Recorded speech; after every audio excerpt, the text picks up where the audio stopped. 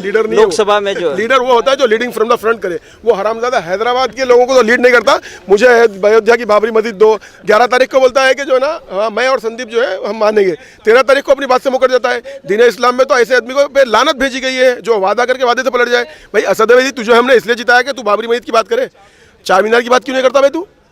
भाग्यलक्ष्मी मंदिर गैर कानूनी हटाओ बोलता, हम बोलते हैं कि भाग्यलक्ष्मी मंदिर वहाँ पे रहे, क्योंकि अगर वो हटेगी तो फिर एक दूसरे के दिलों में मोहब्बत नहीं नफरत आएगी। हमको तकलीफ नहीं है, तुझे क्यों तकलीफ है?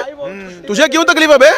तू 32 साल पहले जो बीजेपी नहीं थी उस जमाने से तेरे बाप के दौर से जो ना वो मस्जिद बंद रखी तुमने, तुम खोलो पहले हो। हैदराबाद की 102 से ज्यादा मस्जिदें सुना जाता है कि बंद है, तू क्यों नहीं खुलाता बे?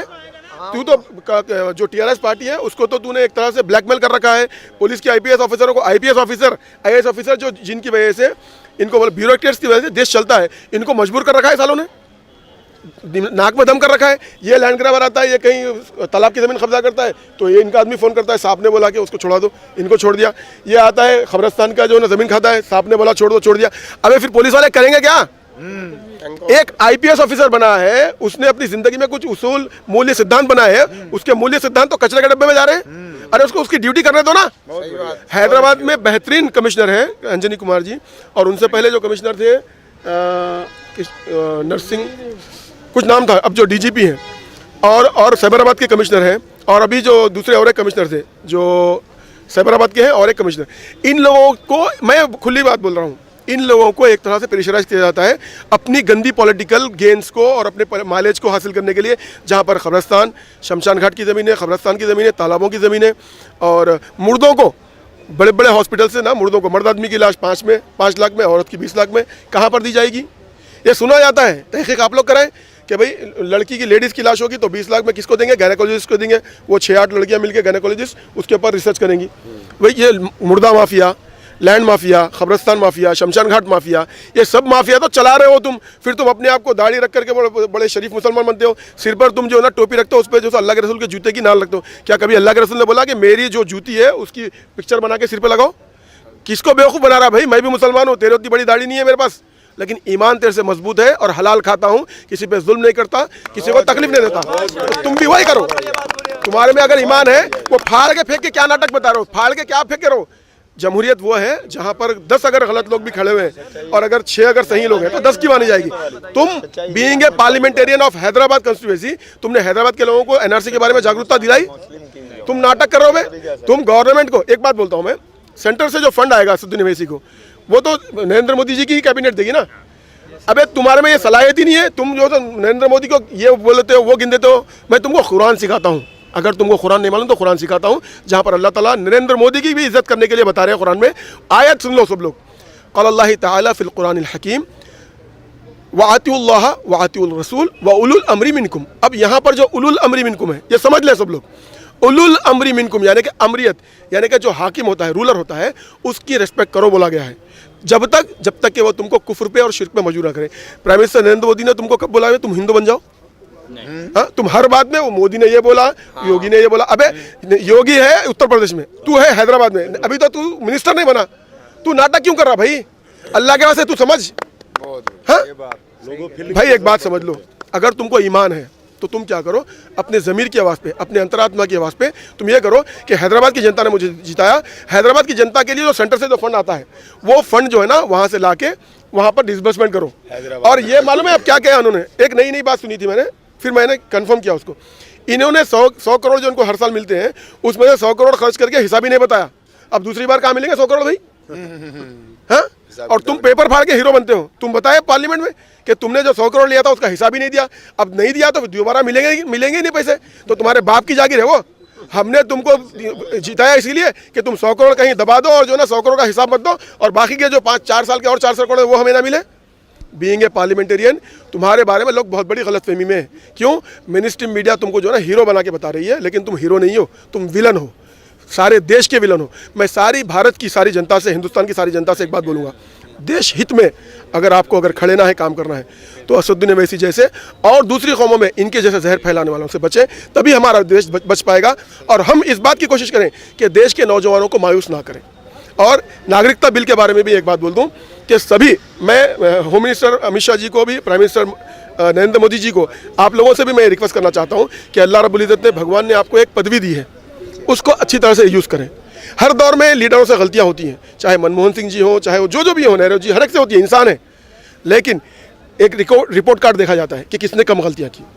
मोदी जी, जिस तरह से आपको दुनिया भर के देशों में, अरब देशों ने आपको सराहा, आपको एक बेहतरीन दोस्त का खिताब दिया। हम हैदराबाद के, हिंदुस्तान के अरब लोग 5 लाख ही हम लोग, हम आपके साथ हैं, हर अच्छे कदम में आपके साथ रहेंगे।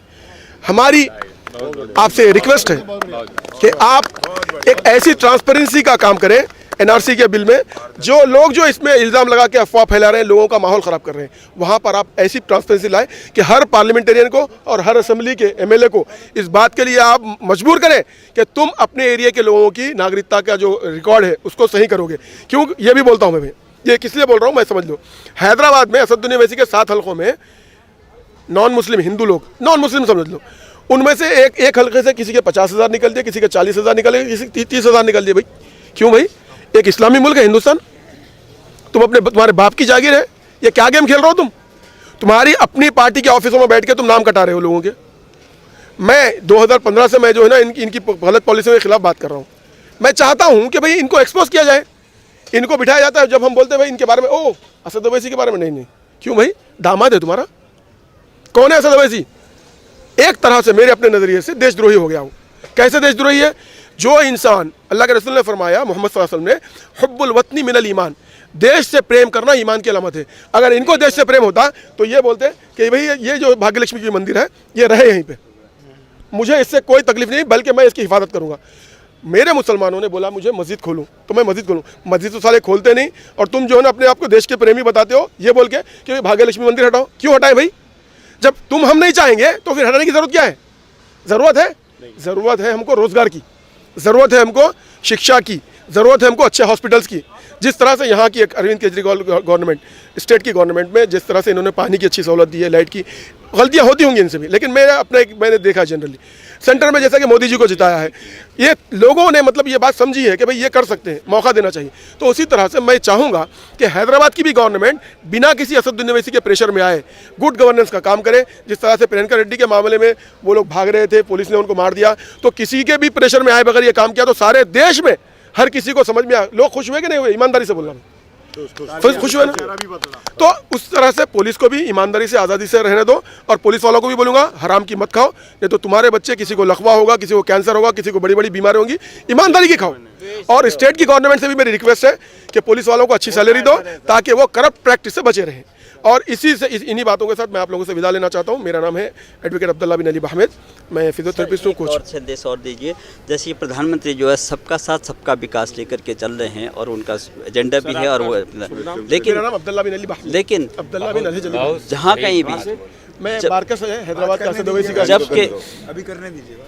सबका साथ सबका विकास लेकर के प्रधानमंत्री मोदी चल रहे हैं। जो भी कोई भी पॉलिसी जो है इम्प्लीमेंट होती है, जब कोई कानून बनता है, उसमें असदुद्दीन ओवैसी हमेशा जो है मुस्लिम पक्ष को लेकर चलते हैं। ये मुस्लिम की जो राजनीति है, वोट बैंक की लगा लीजिए या जाति की, जो धर्म की राजनीति, तो धर्म की राजनीति जब भी देखो आप कहीं भी उनका स्टेटमेंट देखिए, वो कहीं ना कहीं जो है ना मुस्लिम लेकर के मुस्लिम की राजनीति करते हैं, धर्म की राजनीति करते हैं। तो प्रधानमंत्री मोदी का कहना सबका साथ सबका विकास, माने हिंदुस्तान में जितने भी जाते हैं, जितने भी भारतीय हैं, तो अब इससे आगे क्या कहेंगे? और उनको क्यों नहीं समझ में आता है असदुद्दीन ओवैसी को? जब भी देखो तब भी मुस्लिम। बहुत बढ़िया सवाल किया।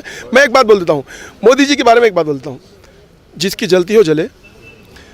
मैं अल्लाह रब्बुल इज़्ज़त से दुआ करूँगा कि रब्बुल आलमीन, प्राइम मिनिस्टर मोदी ने जो उन्होंने बोला है कि सबका साथ सबका विकास, तो प्रैक्टिकल ग्राउंड पे उन्होंने एक बात प्रूफ की है।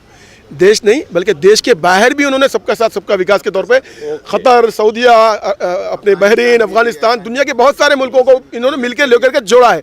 आप ये बताइए 70 साल में, 72 साल में कौन सा ऐसा प्राइम मिनिस्टर रहा है, ईमानदारी से बोलना भाई, कौन सा ऐसा प्राइम मिनिस्टर रहा है कि जो दुनिया भर के देशों से मिलकर अपने संबंध बनाने की कोशिश कर रहे हैं?